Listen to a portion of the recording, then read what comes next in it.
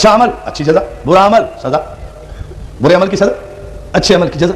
لیکن دوستو یہ ہمارے لیے ہے جن پر شریعت لاگو ہے. شریعت دینے والوں کو خدا عمل کے نتیجے میں رتبے نہیں دیتا. اگر عمل کے نتیجے میں شریعت دینے والے معصومین کو خدا رتبے دینے لگے تو صاحب آدم نے کیا عمل کیا؟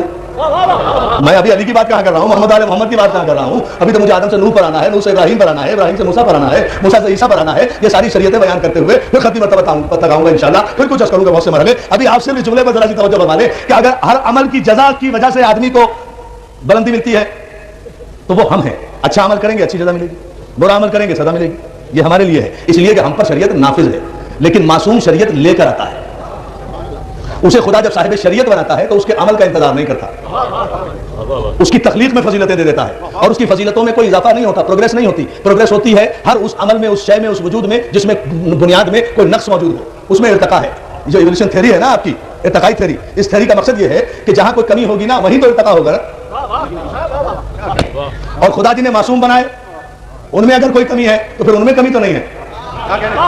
دوسرا جملہ مجھے کہنے کی ضرورت نہیں، پھر ان میں تو کوئی کمی نہیں ہے جنہیں سواری سے شریعت بنائے. اب ذہن میں رہے شریعت کی ابتدا کہاں سے ہو رہی ہے. مجھے بتائیے اگر عمل کے نتیجے میں آدمی کو، انسان کو بہت توجہ، عمل کے نتیجے میں معصومین کے درجے بڑھائے جاتے ہیں، عمل کے نتیجے میں بڑھائے جاتے ہیں، بلکہ لوگ تو ابھی تک بڑھا رہے ہیں. آدم لوگ تو خاتم النبیین کے درجے ابھی تک بڑھا رہے ہیں. حالانکہ خدا تو اعلان بھی کر چکا کہ سبحان الذی اسری بعبدہ لیلا من المسجد الحرام الی المسجد الاقصی الذی بارکنا حولہ لنریہ من آیاتنا. خدا معراج کی آیت بھی نازل کر چکا. خدا قسمیں کھا کر والنجم اذا ہوا ما ضل صاحبکم وما غوی وما ينطق عن الهوى ان هو الا وحی یوحی. سورہ نجم میں خدا پیغمبر کے مقام بلند کو بتا بھی چکا کہ وہ دنا کی منزل پر گیا، فتح اللہ کی منزل پر گیا، قاب قوسین و ادنیٰ کی منزل پر گیا. یہ دو کمانوں یا اس سے کم کے فاصلے رہ گئے. نہ اس کی پلک جھپکی، نہ وہ جھجکا، نہ وہ ڈرا، نہ درمیان میں فرشتہ، نہ راستے میں کوئی کمی. وہ فضا سے گیا، وہ ہوا سے گیا، وہ خلا سے گیا، وہ قرۂ باد سے گیا، وہ قرۂ جماع سے گیا، وہ کچھ جیسا سے نکلا. نہ ہوا نے اس پر اثر کیا، نہ خلا نے اسے ہلکا کیا، نہ خلا نے اسے ہلکا کیا، نہ آگ نے اسے تپایا، نہ سردی نے اسے ٹھٹلایا. وہ نور تھا اپنے مرکز کی طرف چلا گیا، درمیان میں فرشتہ بھی رہ گیا، میرے نور کے اس پار بھی چلا گیا. مقام محمود پر بھی میرا رسول چلا گیا،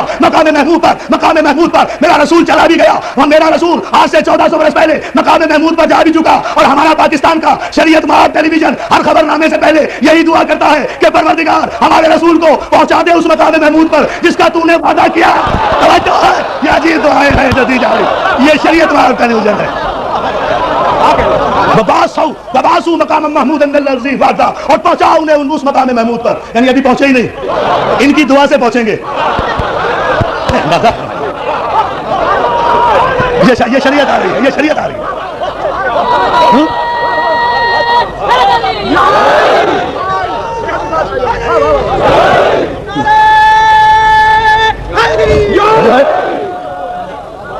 یہاں بھی تک ہر خبر نامے سے پہلے یہی دعا کی جاتی ہے. تو اپنے وعدے کے خلاف نہیں کرتا، اس لیے ہم گزارش کرتے ہیں پہنچا دے انہیں مقام محمود. ان کے کہنے سے جائیں گے، جب جن کا نبی ہمارے کہنے سے، ان کے کہنے سے مقام محمود تک پہنچے اور 1400 برس میں ابھی تک پہنچا ہی نہیں، اس لیے مسلسل دعا ہو رہی ہے.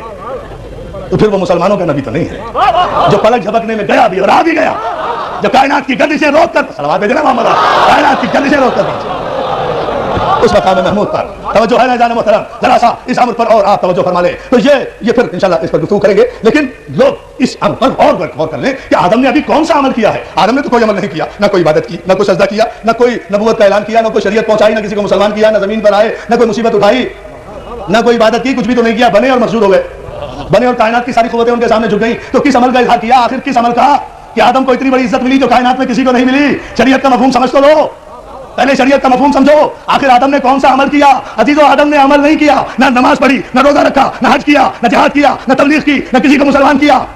ابھی کوئی ایسا عمل نہیں کیا جس سے آدم کو یہ عزتیں ملتی. آدم نے صرف اتنا کہا کہ جب پروردگار نے حکم دیا یا آدم انبئہم باسمائہم، اے آدم یہ اسماء تم ان فرشتوں کو بتاؤ، تو جلال الدین سیوطی نے تفسیر در منصور میں حوالہ دے رہا ہوں جو انتہائی محکم ترین مفسر ہیں ملت مسلمہ کے، انہوں نے اس آیت کی تفسیر میں بار بار سرکار جلال الدین سیوطی نے کہا، ایک جملہ کہا کہ جب اللہ نے ارشاد کیا کہ آدم ان فرشتوں کو یہ اسماء بتاؤ، تو آدم نے سر جھکا کر کہا پروردگار اے میرے مالک، اب عمل کوئی نہیں کیا، عمل نہیں کیا، ایک جملہ کہا ہے، سجدہ بھی ابھی نہیں ہوا. جلال الدین سیوطی کہتے ہیں آدم نے ایک جملہ کہا پروردگار انت المحمود هذا محمد انت الاعلى هذا انت پروردگار میرے مالک انت المحمود هذا محمد انت الاعلى هذا علي انت فاطر هذه فاطمة انت المحسن هذا حسن انت قديم الاحسان هذا حسین. پروردگار تو محمود ہے، یہ محمد ہے، تو محمود ہے، یہ محمد ہے، تو اعلیٰ ہے، یہ علی ہے، تو فاطر السماوات والارض ہے، یہ فاطمہ ہے، تو قدیم ہے، یہ حسن ہے، تو قدیم ہے، یہ حسن ہے، تو محسن ہے، یہ حسین ہے. ادھر پنجتن کے الفاظ، پنجتن کے اسماء گرامی، ادھر یہ 5 حرف آدم کی زبان پر جاری ہوئے، ادھر سارے فرشتوں نے بلا چور و چرا سجدہ کر لیا. تو آدم نے پیدا ہوتے ہی کوئی عبادت نہیں کی، کوئی عمل نہیں کیا، اپنے عقیدے کا اپنے عقیدے کا اعلان کیا کہ میں پنجتنی ہوں. آدم نے اپنے پنجتنی ہونے کا اعلان کیا. یہیں سے شریعت کی ابتدا ہوئی ہے کہ آدم نے اپنے عقیدے کا اعلان کیا، فرشتوں نے سجدہ کیا. 10 کروڑ پاکستان میں بسنے والے مسلمانوں پر طنز کرنے والے یزیدیوں، ذرا سوچ سمجھ کر حسین کے عزاداروں کو جس میں شیعہ سنی سب شامل ہیں، سوچ سمجھ کر پنجے تنیوں کو کچھ کہا کرو، ذرا ذہن میں رکھا کرو تمہارا باپ آدم بھی پنجے تنی تھا.